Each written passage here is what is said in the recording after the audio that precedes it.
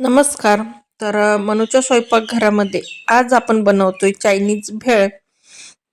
जशी गाड्यावर मिळते ना, तशीच आज आपण चायनीज भेळ बनवतोय.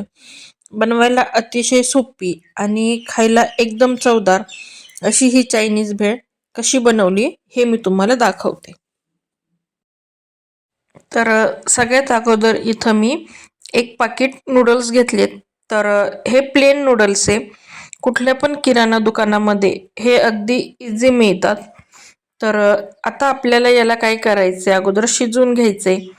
त्याच्यासाठी इथं मी काय केलंय, गॅसवर एक पातेलं ठेवलं आणि त्याच्यामध्ये नूडल्स शिजतील एवढं पाणी घालून घेतलंय. आणि आता पाण्याला चांगली व्यवस्थित अशी उकळी येऊन द्यायची.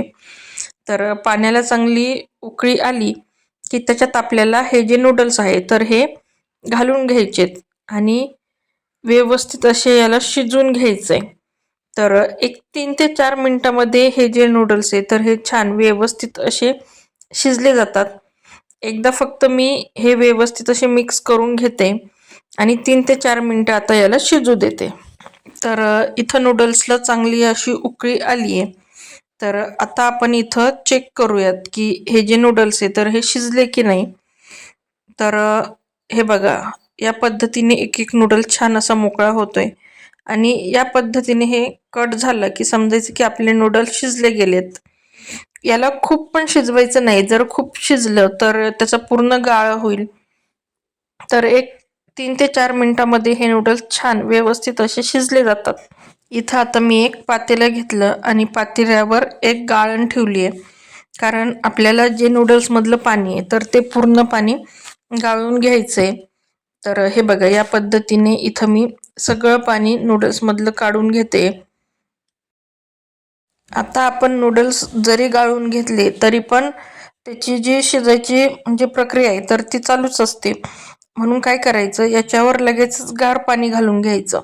म्हणजे ते छान असे मोकळे होतात आणि चिकट होत नाही. म्हणून मी या नूडल्सवर लगेचच गार पाणी घालून घेतलंय. आता हे जे नूडल्स आहेत आपल्याला हे असे चाळणीमध्ये एक 4 ते 5 मिनिटं ठेवायचे. म्हणजे त्याच्यातलं पूर्ण पाणी पण निथळून जातं आणि नूडल्स पण थंड होतात. थंड झालेले नूडल्स एका भांड्यामध्ये काढून घेतले. हे बघा, किती व्यवस्थित असे नूडल्स हे मोकळे झालेत. आता आपल्याला याला कॉर्नफ्लॉवर लावून घ्यायचंय. त्याच्यासाठी इथं मी 3 चमचे कॉर्नफ्लॉवर घेतलंय. जसं लागेल तसं आपल्याला थोडं थोडं याच्यामध्ये कॉर्नफ्लॉवर घालून घ्यायचं आणि व्यवस्थित असं सगळ्या नूडल्सला हे कॉर्नफ्लॉवर लागेल या पद्धतीने आपल्याला हे मिक्स करून घ्यायचंय. हे बघा, इथं थोडं थोडं कॉर्नफ्लॉवर घालून मी ते सगळ्या नूडल्सला लावून घेते. आता जेव्हा मी कॉर्नफ्लॉवर नूडल्सला लावत होते तेव्हाच मी गॅसवर एक कढई तापवायला ठेवली आणि कढईमध्ये तेल घालून घेतलं. कारण आपल्याला आता हे नूडल्स तळून घ्यायचे. कढईत बसतील तेवढेच आपल्याला हे नूडल्स तेलामध्ये घालून घ्यायचे. या पद्धतीने आपल्याला छान सोनेरी कलर येईपर्यंत हे नूडल्स तळून घ्यायचे. आता नूडल्सची एक बाजू चांगली व्यवस्थित अशी तळली गेली आहे. आपण हे जे नूडल्स आहेत याला पलटी करून घेऊ आणि दुसरी बाजू पण व्यवस्थित अशी चांगली तळून घेऊ. इथं आपले नूडल्स छान असे तळून झालेत. आता त्याला मी एका चाळणीमध्ये काढून घेते. म्हणजे त्याच्यातलं तेल जे असेल ते खाली निथळण. आता याच पद्धतीने आपले जे राहिलेले सगळे नूडल्स आहेत ते थोडे थोडे करून इथं मी तळून घेते. इथं आता आपले सगळे नूडल्स तळून झालेत. आता हे जे तळलेले सगळे नूडल्स आहेत याला आपण बारीक करून घेऊ. हे बघा, एकदम छान असे कुरकुरीत झालेत आणि अजिबात तेलकट झालेले नाहीये. इथं मी तुम्हाला आवाज दाखवते की किती कुरकुरीत झालेत.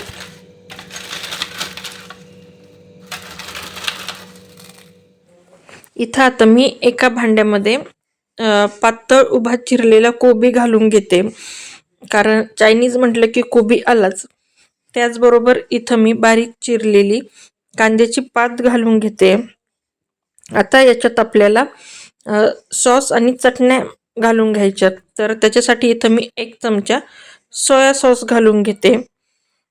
त्याचबरोबर 1 चमचा इथं मी रेड चिली सॉस घालून घेते. तर तुम्हाला किती तिखट हवं आहे त्यानुसार तुम्ही इथं तिखट कमी जास्त करू शकता. त्याचबरोबर 1 चमचा इथं मी टोमॅटो केचप घेतले. तर टोमॅटो केचपनी पण ह्या चायनीज भेळला छान अशी चव येते.